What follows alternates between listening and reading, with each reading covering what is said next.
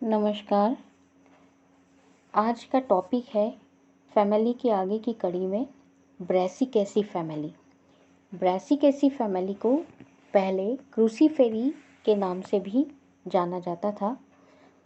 इस फैमिली का जो क्लासिफिकेशन है बेंथम हुकर के द्वारा दिया गया क्लासिफिकेशन डाइकोटिलिडन्स पॉलीपेटली थैलेमीफ्लोरी सीरीज़ में रखा गया है और पैराइटेल्स ऑर्डर है।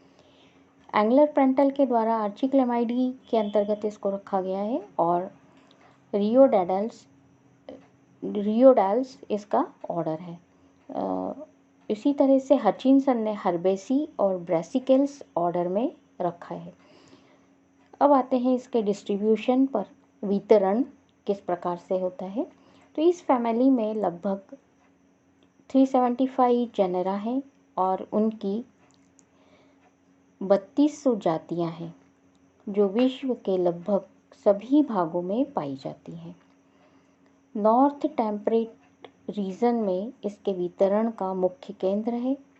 भारतवर्ष में लगभग 51 वंश और 138 जातियां पाई जाती हैं जो अधिकांशतः शीतोष्ण क्षेत्र और अल्पाइन प्रदेशों में वितरित है। कुछ जातियां उत्तरी भारत के मैदानी क्षेत्रों और दक्षिण भारत की पहाड़ियों में भी पाई जाती हैं। इस कुल की अनेक जातियां जैसे ब्रैसिका कैम्पेस्ट्रीज, वैरायटी सरसों, रेफेनस सटाइवस, इनकी खेती की जाती है। नस्टर्शियम, सिसम्ब्रियम, लैपिडियम, इनमें ये सामान्य खरपतवार हैं। नास्टर्शियम को ऑर्नामेंटल प्लांट के रूप में भी लगाया जाता है। वेजिटेटिव कैरेक्टर्स इस कुल के हैबिट जो है, इस कुल के मुख्यतः पादप जितने हैं वो हर्बेशियस नेचर के हैं और एनुअल हैं, जैसे ब्रैसिका कैम्पेस्ट्रीज। फिर बाइन्युअल प्लांट्स हैं जैसे रेफेनस सटाइवस, ब्रैसिका रेपा इत्यादि, और पेरिन्यूअल है काइरेंथस। इस कुल के पौधों का एक स्पेशल कैरेक्टर है कि इनमें एक सल्फर प्रकार की तीखी गंध आती है और जल के समान एक लिक्विड पाया जाता है। इस कुल के पौधों में प्रायः टेप रूट पाई जाती है। रेफेनस सटाइवस, जिसको मूली कहा जाता है, रेफेनस रापा, ब्रैसिका रापा, टर्निप। कुछ जातियों में ये इस प्रकार की जो कुछ जातियां हैं जैसे मूली है और टर्निप है, इनकी जो टेप रूट है इसमें फूड मटेरियल के एकत्रित हो जाने के कारण ये फ्लैशी हो जाती है और इसको खाने के काम में लिया जाता है। स्टेम जो है प्रायः ये हर्बेशियस नेचर के होते हैं, सॉलिड होते हैं और रोमयुक्त या ऊर्ध्वशीर्षी होते हैं।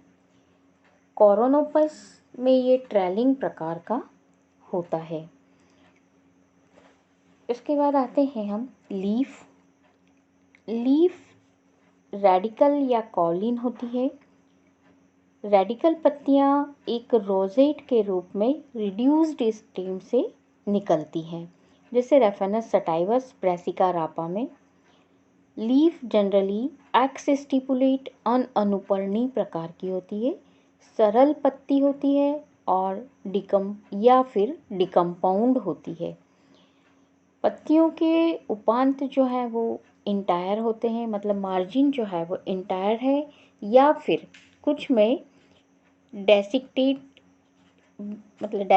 भी पाई जाती है, यानी कि कटे फटे मार्जिन पाए जाते हैं।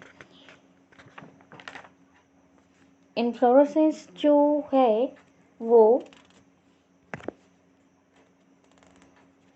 रैसीम प्रकार का या फिर कॉरिम्ब प्रकार का इन्फ्लोरेसेंस पाया जाता है। रैसीम प्रकार का इन्फ्लोरेसेंस ब्रैसिका कैम्पेस्ट्रीज में और कॉरिम्ब प्रकार का इन्फ्लोरेसेंस आइबेरिस अमारा में पाया जाता है। फ्लावर इसके बाद फ्लावर आते हैं। तो फ्लावर जो है वो कंप्लीट होता है, ई ब्रैक्टिएट फ्लावर होता है और पेडिसिलेट होता है। हर्माफ्रोडाइट, साइक्लिक और एक्टिनोमॉर्फिक फ्लावर होता है। टेट्रामेरस और जायांगधर हाइपोगाइनस होता है। आइबेरिस अमारा यानी कैंटिडफ्ट में ये जो है फ्लावर जाइगोमॉर्फिक प्रकार का, जनरली फ्लावर इसके अंदर एक्टिनोमॉर्फिक होते हैं, लेकिन आइबेरिस अमारा ये जाइगोमॉर्फिक होता है। कैलिक्स जो है, इसके बाद कैलिक्स 4 पाए जाते हैं और पॉलीसिपेलस कंडीशन होती है। 2+2 के 2 चक्र में व्यवस्थित होते हैं। दोनों लैटरल सेपल्स जो है वो अपेक्षाकृत बड़े और सैकेट तथा एंटीरियर पोस्टीरियर बाह्यदल संकीर्ण होते हैं और कॉर्डिकस प्रकार के होते हैं। बाह्यदल विन्यास जो है वो इम्ब्रिकेट प्रकार का या इम्ब्रिकेट एस्टिवेशन 2+2 के अरेंजमेंट में है, तो इम्ब्रिकेट एस्टिवेशन इनमें पाया जाता है। कोरोला जो है वो एक स्पेशल प्रकार का अरेंजमेंट होता है। फ्लावर के शेप ही उस प्रकार का क्रूसीफॉर्म कोरोला कहा जाता है और मतलब क्रॉस के रूप में 4 पेटल्स 4 पाए जाते हैं और वो क्रॉस के रूप में अरेंज होते हैं, इसलिए इनको क्रूसीफॉर्म कोरोला कहा जाता है। 4 पृथक होते हैं, मतलब पॉलीपेटलस स्थिति होती है और वेलवेट एस्टिवेशन होता है और दल पत्रों से निर्मित वेलवेट एस्टिवेशन। प्रत्येक सेपल एक प्रकार का शेप होता है इनका स्पेशल। नीचे प्रत्येक पेटल के नीचे की तरफ एक क्लॉ के समान एक तीखी सी स्ट्रक्चर निकली होती है जिसको क्लॉ कहते हैं और ऊपर का जो दल फलक है लिम्ब कहते हैं उसको। तो जो पेटल है वो क्लॉ और लिम्ब में विभेदित होता है। आइबेरिस अमारा, इसके पुष्प एक व्यास से सममित होते हैं यानी जाइगोमॉर्फिक होते हैं और इनमें 2 जो दलपत्र हैं, आगे वाले जो पेटल्स हैं वो बड़े और पीछे वाले जो है उनकी तुलना में ये बड़े होते हैं। कोरोनोपस में पेटल्स ही अनुपस्थित होते हैं, मतलब कोरोला अनुपस्थित होता है कोरोनोपस में। एंड्रोशियम, इसके बाद एंड्रोशियम में 6 स्टेमेंस होते हैं और ये पॉलीएंड्रस होते हैं। इनमें टेट्राडाइनेमस स्थिति पाई जाती है। बाहर वाले 2 स्टेमेन छोटे और लैटरल स्थिति पर होते हैं और भीतर वाले जो 4 हैं वो बड़े एंटीरियर पोस्टीरियर स्थिति पर होते हैं। नास्ट्रेशियम की कुछ जातियों में केवल 4 स्टेमेन्स होते हैं। कोरोनोपस डाइडिमस में केवल 2 स्टेमेन, लैटरल 2 ही स्टेमेन पाए जाते हैं। आंतरिक चक्र के स्टेमेन के फिलामेंट कभी कभी कोनेट हो जाते हैं, संयुक्त हो जाते हैं। एलिसम में फिलामेंट विंग्ड हो जाते हैं या फिर दांत के समान हो जाते हैं, टूथेड कहते हैं। एंथर जो है, अब स्टेमेन के अंदर जो एंथर पाया जाता है वो डाइथिकस होता है, इंट्रोज होता है और जो एंथर का कनेक्टिव से जुड़ा होता है वो बेसिफिक्स्ड स्थिति में होता है और ये एंथर में जब पॉलन ग्रेन बन जाते हैं तब इनका जो स्फुटन होता है, डिसेंस होता है, वो लॉन्गिट्यूडिनल होता है। इसके बाद जो स्टेमेन्स है इनके आधार पर नेक्टरीफेरस ग्लैंड्स पाई जाती है और इन ग्रंथियों से नेक्टर का सिक्रीशन होता है और जो कि आंतरिक अर्धाधिक गिब्बस सेपल्स के कोष्ठकों में एकत्रित होता है। गाइनोशियम बाइकार्पलरी और सिनकार्पस ओवरी होती है। ओवरी जो हाइपोगाइनस होती है तो सुपीरियर ओवरी होती है और प्रारंभ में ये यूनिलोक्युलर होती है, लेकिन बाद में रैप्लम या फॉल्स सेप्टा के विकसित हो जाने के कारण ये बाइलोक्युलर हो जाती है। प्रत्येक लॉक्यूल में एक से अधिक ओव्यूल पाए जाते हैं और इनमें जो प्लेसेंटेशन होता है वो पैराइटल प्लेसेंटेशन होता है। स्टाइल जो है वो सरल प्रकार की होती है या लगभग अनुपस्थित होती है और स्टिग्मा बाइलोब्ड या फिर डिस्कॉइड प्रकार का होता है। ये तो इसकी फ्लावर का पूरा डिस्क्रिप्शन होता है। और ये यहाँ पर जो फ्लोरल रेंज पाई जाती है वो 3 तरह के हमको स्ट्रक्चर दिखाई देते हैं।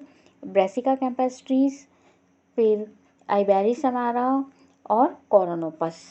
ये जो यहाँ पर जो पूरा होल प्लांट का जो डिस्क्रिप्शन है ये ब्रेसिका कैम्पेस्ट्रीज का, ये फ्लावर की एलएस है। इसके द्वारा हम यहाँ पर डिफरेंट फ्लोरल पार्ट की स्थिति का पता लगा सकते हैं। ये जो है दल, ये कोरल पेटल जो है ये कुछ इस तरह के शेप का होता है। क्लॉ, यहाँ पर क्लॉ होगा और ये लिम्ब वाला पोर्शन होता है।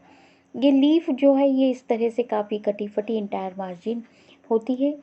स्टेमेंस जो है ये डाइथिकस और फिर ये बेसिफिक्स्ड फिलामेंट से लगे हुए, फिलामेंट जो कनेक्टिव से जो एंथर लगा हुआ है बेसिफिक्स्ड स्थिति में। गाइनोशियम में ये स्टाइल ये बिल्कुल छोटी सी होती है और स्टिग्मा जो है वो डंबल शेप्ड। ये बाइकार्पलरी ओवरी एक यूनिलोक्युलर, लेकिन ये फॉल्स सेप्टा रेप्लम के निर्माण, यहाँ पर रेप्लम के निर्माण के कारण ये बाइलोक्युलर हो जाती है। और ये इसका फ्लोरल डायग्राम इस तरह से, ये सेपल्स हैं, ये अंदर की तरफ पेटल्स हैं और ये एंड्रोशियम की स्थिति और ये गाइनोशियम की स्थिति। और फ्लावर्स जो ये मदर एक्सिस से ये पोस्टीरियर एंड, ये इसके द्वारा हम फ्लावर जो ब्रेसिका कैम्पेस्ट्रीज और दूसरा जो इधर आपको बताया मैंने कि ये जो फ्लोरल रेंज है ब्रेसिका कैम्पेस्ट्रीज, ये यहाँ पर आइबेरिसमारा और ये है कोरोनोपस। कोरोनोपस में जैसा हम कह रहे हैं कि यहाँ पर पेटल्स अनुपस्थित होते हैं और जो एंड्रोशियम स्टेमेन है ये भी 2 ही पाए जाते हैं, एक एंटीरियर साइड पर एक पोस्टीरियर, मतलब 2 लेटरल साइड पर ही पाए जा रहे हैं। इसके बाद ये जो आइबेरिसमारा है ये इसके अंदर 2 जो है पेटल्स ये छोटी साइज़ के होते हैं अंदर वाले, जिसके कारण से इसकी स्थिति जो है वो फ्लावर की जाइगोमॉर्फिक हो जाती है। तो ये फ्लोरल रेंज है यहाँ पर, मतलब हमको जो फ्लोरल वेरिएशन दिखाई देता है यहाँ पर, ये इनमें और इनके कारण जो फ्लोरल वेरिएशन दिखाई देता है वो इस तरह से होता है। इसके बाद आते हैं हम कि फ्लावर में जो डिस्पर्सल है वो किस तरह से, फ्रूट किस तरह का होता है। तो फ्रूट जो है वो सिलिकुआ ब्रेसिका कैम्पेस्ट्रीज में और कुछ जातियों में सिलिक्यूला प्रकार का, जैसे आइबेरिस एलिसम, इनमें इस प्रकार का फ्रूट पाया जाता है।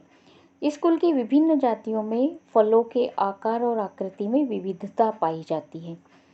इनके अंदर और ये जो विविधता वाला गुण है ये इसकी फैमिली के वर्गीकरण में लाभदायक होता है। जो सीड है इसके अंदर वो छोटे होते हैं और नॉन एंडोस्पर्मिक होते हैं और कर्व्ड वक्रित एम्ब्रियो वाले, मतलब इनका जो एम्ब्रियो है वो कर्व्ड होता है। और जो कॉटिलिडन्स है वो ऑयली होते हैं। इनका जो फ्रूट है, जो फल है वो एक कैप्सुलर पॉड होता है। यदि फल लंबाई में चौड़ाई की तुलना में अधिक है तो वो सिलिक्यूआ कहलाता है, और यदि लंबाई और चौड़ाई समान है तो उसको कहते हैं सिलिक्यूला। तो इस प्रकार से इसमें दोनों तरह के फल पाए जाते हैं और कुछ में लोमेंटम प्रकार का फल भी पाया जाता है, कुछ में एकिन प्रकार का फल भी पाया जाता है। तो इसमें फल के पाए जाने में वेरिएशन होता है। इसके बाद ये जो फ्लोरल फॉर्मूला है, फ्लोरल ये सारा डिस्क्रिप्शन करने के बाद इसके अंदर एक पॉलिनेशन हो गया।